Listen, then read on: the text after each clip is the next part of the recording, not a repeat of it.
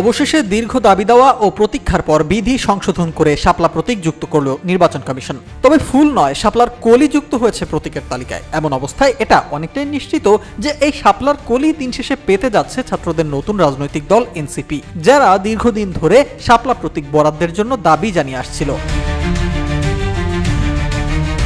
তবে শেষ পর্যন্ত কলি পেয়েও যেন খুশি হতে পারছেন না দলটির নেতারা।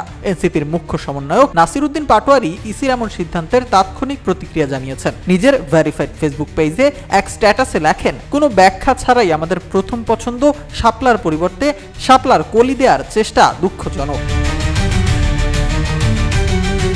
শুধু নাসিরই নন, দলের আরেক মুখ্য সংগঠক আব্দুল হান্নান মাসুদ নিজের প্রোফাইলে শাপলা ফুলের কলির একটি ছবি পোস্ট করেন, যার ক্যাপশনে হ্যাশট্যাগ ব্যবহার করেন নো ক্যাপশন। দলের যুগ্ম আহ্বায়ক খালেদ সাইফুল্লাহ তার অফিসিয়াল ফেসবুক পেজে এক দীর্ঘ পোস্ট দেন, যা আবার নিজের প্রোফাইলে শেয়ার করেছেন হাসনাত আব্দুল্লাহ। সেখানে তিনি প্রশ্ন তোলেন, কেন শাপলা প্রতীকটি তালিকাভুক্ত করা গেল না, এর উত্তর কমিশনকে দিতে হবে।